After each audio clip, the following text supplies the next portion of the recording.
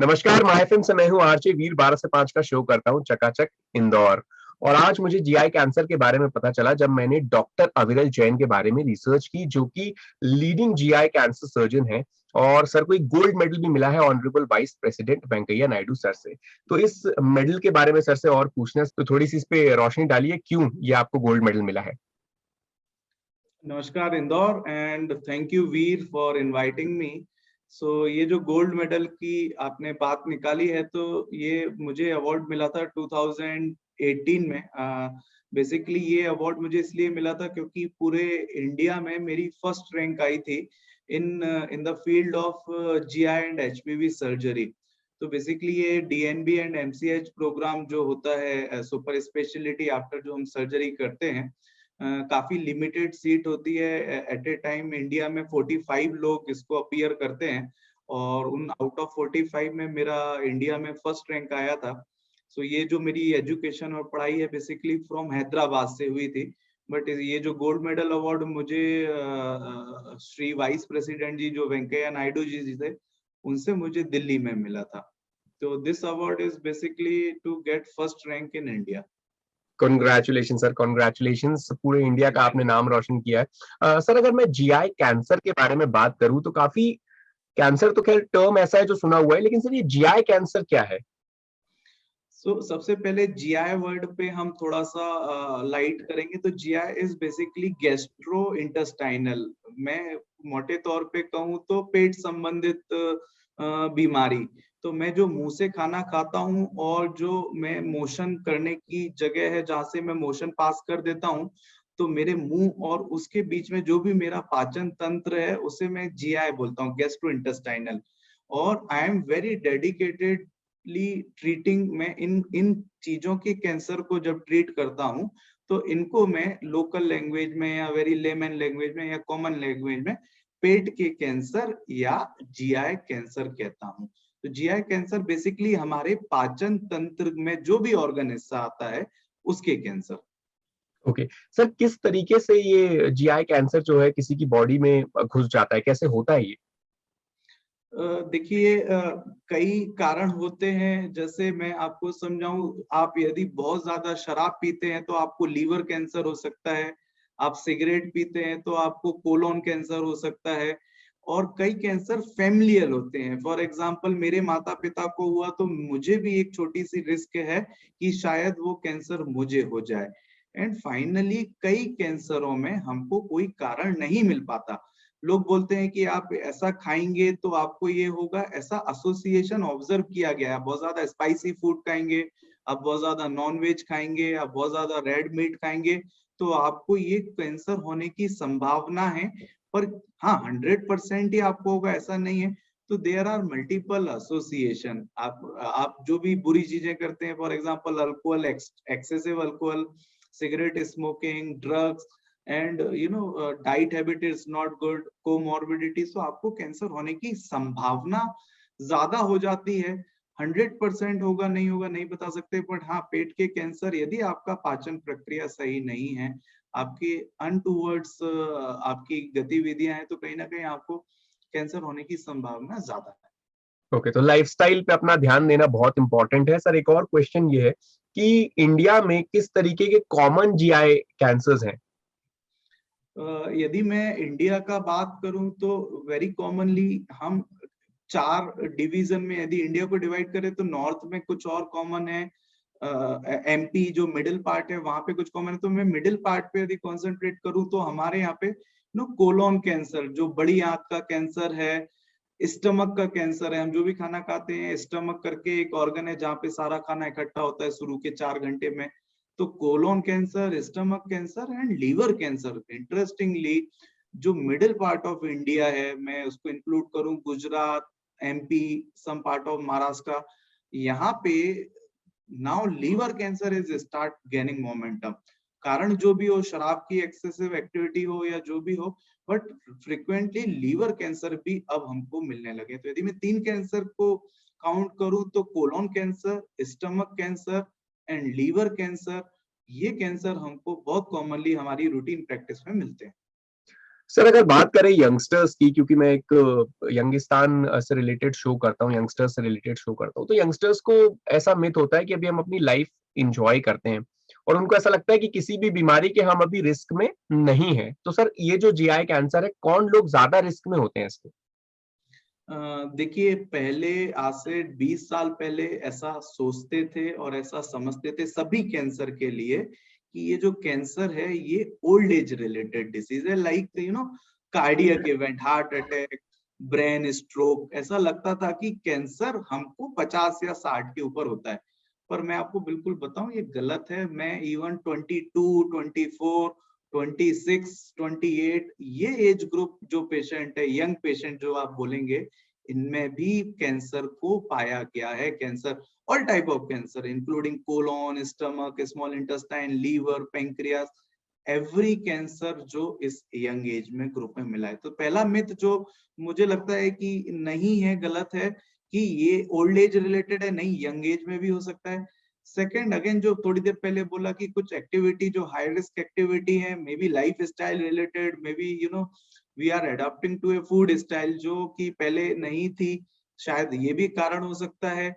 और शायद ये भी है कि कहीं ना कहीं एक्सेसिव हाई रिस्क बिहेवियर है जिसके कारण ये कैंसर हमको अर्ली एज में मिल रहे हैं। सेकंड छोटा सा पॉइंट ये है, nowadays we are so good in diagnosis. हम कोई भी प्रॉब्लम होता है, पहले के जमाने में हम इग्नोर करते थे, डॉक्टर्स के पास नहीं जाते थे। अभी कुछ भी पेट में दर्द होता है, we used to go for routinely एक सोनोग्राफी करवाते हैं और पता चलता है कि कोई छोटा सा कैंसर है जो अभी जस्ट अर्ली स्टेज है, डेवलप हो रहा है। तो that is one of the reason, एक कारण है कि ये कैंसर हमको जल्दी भी पकड़ में आ रहा है और कम एज में भी पकड़ में आ रहे हैं। सर अगला सवाल मेरा बिल्कुल इसी से रिलेटेड था, डायग्नोस से रिलेटेड था कि क्या इससे बचा जा सकता है जीआई कैंसर से? सर बिल्कुल, देखिए, कैंसर के लिए एक सिंगल गोल्डन लाइन है, आप जितना जल्दी आप आपके डॉक्टर के पास आएंगे, आपका उतना ही प्रोपोर्शनेटली चांस बढ़ जाएगा, आप इस कैंसर को हरा सकते हैं। सही टाइम पे अर्ली डायग्नोसिस हो जाए तो कंप्लीट क्योर। कैंसर में क्या वर्ड इंपॉर्टेंट होता है? Complete cure. क्या ये कैंसर को मैंने जड़ से खत्म कर दिया, जड़ से खात्मा कर दिया, जड़ से हटा दिया? ये जो वर्ड है complete cure, that is only possible जब कैंसर का पेशेंट मुझे अर्ली स्टेज में आएगा। जब भी देखिए कैंसर वर्ड होता है, हमारे मस्तिष्क में पहला वर्ड जो घूमता है स्टेज। हमने बोला इसको कैंसर है, कौन सी स्टेज में है? क्योंकि पिक्चरों में हमको इतना बता दिया, फर्स्ट, सेकंड, थर्ड, फोर्थ। तो पहला क्वेश्चन हमारे पास स्टेज होता है। तो मेरा सिर्फ इतना सा कहना है, अर्ली स्टेज आप सही समय पे यदि डॉक्टर को कंसल्ट करें तो as a doctor, as a surgeon, as a cancer specialist, मेरे लिए क्योर दे पाना, पेशेंट को ठीक कर पाना, कैंसर को जड़ से खत्म कर पाना आसान रहेगा। सर कोविड के बाद हमने ऐसा देखा कि बच्चों का तो फ्यूचर डिले हुआ ही हुआ, लेकिन साथ में जो लोग जो किसी दूसरी बीमारी से ग्रसित थे वो भी अपनी सर्जरी वगैरह टाइम पे नहीं करवा पाए, तो लोगों को एक डर भी बैठ गया था। तो अभी सर क्या वेट करना चाहिए कैंसर सर्जरी का या? No no no no no no, बिल्कुल बिल्कुल बिल्कुल, आपका बहुत अच्छा क्वेश्चन है। और कोविड में हमने ऑब्जर्व किया कि द कारण जो भी लॉकडाउन था, hospital is full of Covid patient, but कहीं ना कहीं ये हम लोगों को सफर करना पड़ा। कहीं ना कहीं कैंसर लेट डायग्नोस हुआ, कैंसर की सर्जरी कुछ कारण से डिले हुई, तो ऑब्वियसली ट्रीटमेंट में भी फर्क पड़ा। बट मुझे अब लगता है कोविड बहुत अच्छे से गवर्नमेंट ने कंट्रोल किया है। आप लोगों का बिहेवियर वगैरह भी सब कुछ ठीक है। Hospital is now ready, we are dealing with cancer patient daily, we are operating now cancer patient. Cancer patient की जो कीमोथेरेपी, रेडियोथेरेपी है, सब कुछ चल रही है। All diagnostic treatment is going on. मुझे लगता है अभी कोविड को आप बिल्कुल असाइड रखें, कैंसर एस्पेक्ट का कोविड से कुछ भी अफेक्शन नहीं है। आप बिल्कुल फील फ्री, आप बिल्कुल ये नहीं सोचे कि मैं जाऊंगा हॉस्पिटल और मुझे कोविड हो जाएगा। आप मास्क लगाएं, डॉक्टर ने लगाया है, आप आए, आपका कैंसर संबंधित जो भी इलाज है आप उसको प्लीज कंटिन्यू करें। 1%, 1 मिनट के लिए भी होल्ड ना करें। एग्जैक्टली सर अब आपसे जानना चाहूंगा कि इसके ट्रीटमेंट ऑप्शंस क्या क्या हैं ट्रीट करने की जीआई कैंसर को? ओके, सो बेसिकली मैं गैस्ट्रो ऑन्को सर्जन हूँ। मैं पेट का सर्जन हूँ, पेट का स्पेशलिस्ट सर्जन हूँ और पेट का कैंसर सर्जरी करता हूँ। देखिए कभी भी जो कैंसर होता है वो उसका ट्रीटमेंट एमडीटी बोलते हैं, मल्टी डिसिप्लिनरी टीम मॉडलिटी। मतलब एक अकेला कोई फील्ड और एक्सपर्ट उसको ठीक नहीं करता। फॉर एग्जाम्पल कैंसर होता है तो कई कैंसर ऐसे होते हैं जिनमें मुझे कीमोथेरेपी मतलब कुछ ऐसे ड्रग्स जो कैंसर को मारते हैं, जिनको हम हाथ की नसों के द्वारा देते हैं।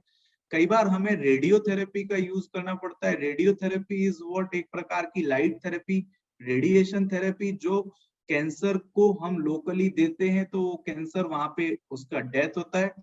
And the third option is surgery. See cancer को मैंने कीमो दे के कम कर दिया, रेडियोथेरेपी दे के छोटा कर दिया, और कई बार सर्जरी करके मुझे उसको निकालना पड़ता है। That is the called surgery, surgical part of the cancer therapy. आजकल जो एडवांस टेक्नोलॉजी है which is called targeted therapy, immunotherapy and radionuclide therapy, these are very advance technologies, जहां पे हम कैंसर कौन सा सब टाइप है, ये कैंसर कौन से ड्रग के लिए रिसेप्टर है, ये कौन सा कैंसर है जो किस ड्रग के लिए हाईएस्ट सेंसिटिविटी है, कोई किसी प्रकार के हार्मोन के लिए तो सेंसिटिव नहीं है। तो आई विल टू से कि मल्टी मॉडलिटी ट्रीटमेंट है। कोई भी कैंसर रिलेटेड कंसर्न डॉक्टर हो, इधर medical oncologist, surgical oncologist, gastro oncologist और पेट फिजिशियन, व्हाटएवर फिजिशियन, आप इमीडिएटली उसको कंसल्ट करें। अभी क्या होता है, पहले के जमाने में फैमिली फिजिशियन होता था, सब कुछ ठीक कर देता था, अभी ऐसा नहीं होता है। We are working as a team, हम लोगों की टीम होती है। वी आर इंदौर में काफी अच्छा ये डेवलप हो गया, हम लोगों की पूरी टीम होती है। पेशेंट आता है, हम उसको जो भी उसकी स्टेज है, जो भी उसका जो भी एट प्रेजेंट वो जिस स्थिति में फिट हो रहा है उसको वो ट्रीटमेंट स्टार्ट करते हैं, और जो भी बेस्ट पॉसिबल ट्रीटमेंट है। Again my aim for the cancer is cure, वो हम कोशिश करते हैं उसको, the purpose is to give cure so that वो जल्दी से ठीक हो, जल्दी से अपने काम पे जाए। एग्जैक्टली। सर, अब मैं आपसे जानना चाहूंगा, दूरबीन सर्जरी क्या होती है और पेशेंट को किस तरीके का फायदा होता है इससे?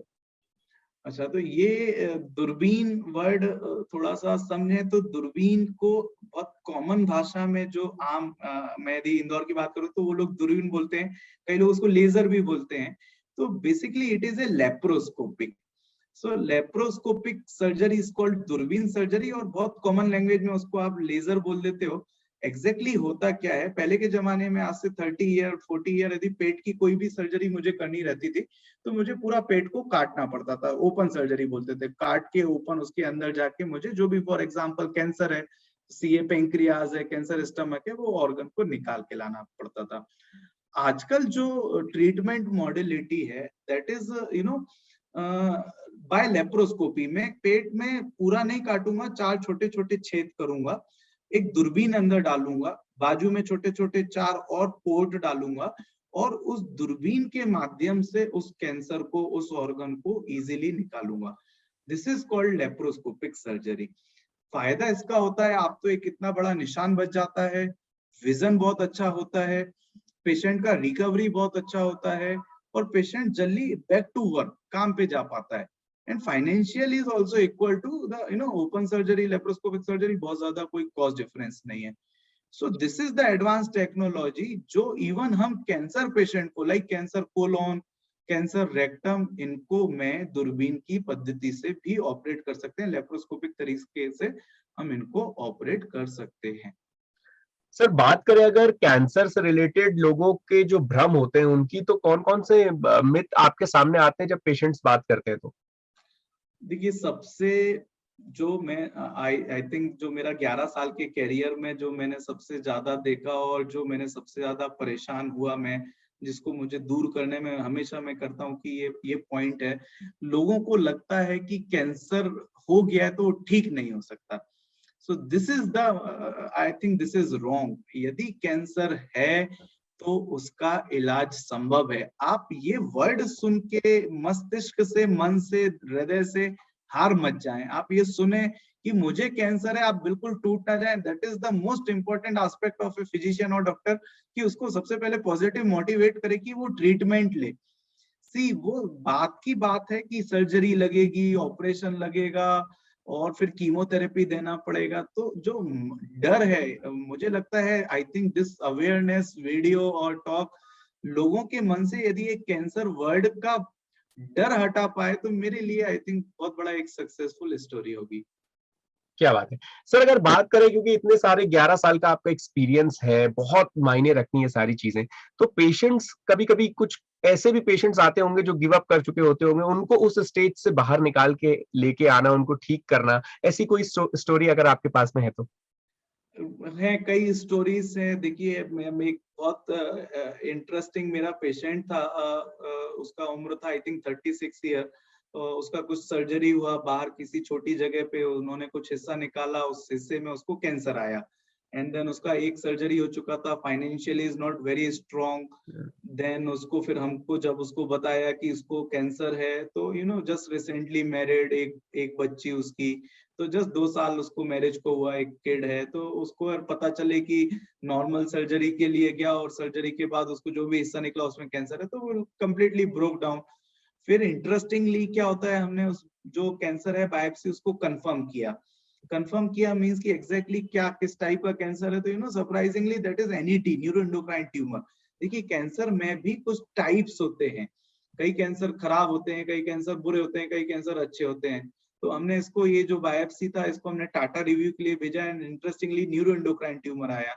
सो यदि मैं एनईटी बोलूं तो जो रिसेंटली इरफान खान की जो डेथ हुई है और Steve Job, these are suffering from neuroendocrine tumour. तो बेसिकली एक प्रकार का कैंसर है, बट अच्छा है, जिसमें इवन पेशेंट को सही ट्रीटमेंट मिले तो 20 साल 15 साल 10 साल हम लाइफ इजीली दे सकते हैं। तो एक कंप्लीटली लॉस टू होप करके हमारे पास आया। फिर फाइनली हमने रिव्यू करा, he underwent second surgery also, उसका कुछ लीवर का हिस्सा भी निकाला and then that boy is doing good. तो I think that is the, कहीं ना कहीं अगेन मैं वही पॉइंट पे आ रहा हूँ कि आप आए, सुने, तुरंत ना हार जाएं, एक होप रखें, लेट डॉक्टर को डिसाइड करने दें कि वो क्या बेस्ट कर सकता है, आप उसका साथ दें। कई बार हमको लगता है कि क्रिकेट जैसा है, मैच हारा, हारा हुआ मैच भी एकदम से हम जीत जाते हैं। तो but this is the life, कई बार हमको बहुत पॉजिटिव अप्रोच से जाएं तो अच्छे रिजल्ट और अच्छे रिवॉर्ड्स मिलते हैं। Thank you sir, thank you so much. GI cancer के बारे में और कैंसर के बारे में बहुत सारी बातें आपने शेयर की, बहुत सारी वैल्यूएबल चीजें दी, और जब ये मैसेज लोगों तक पहुंचेगा तो आई एम श्योर उनको एक जो लोग गिव अप कर देते हैं, छोटी-मोटी चीजों में भी लोग गिव अप कर देते हैं, उसके लिए भी एक बहुत बड़ा हौसला उनको मिलेगा। Thank you so much doctor Aviral Jain. Thank you very much for inviting. Thank you very much Indore की जनता को। बिल्कुल आप लोग मोटिवेट रहे, आपने कोविड को हराया है, आप सबसे स्वच्छ प्रदेश और स्वच्छ मैं कह सकता हूँ सिटी में रहते हैं। तो आई थिंक मुझे लगता है कैंसर फ्री भी हो जाए तो I think that is the most achievable award to all of us. Thank you sir, thank you so much.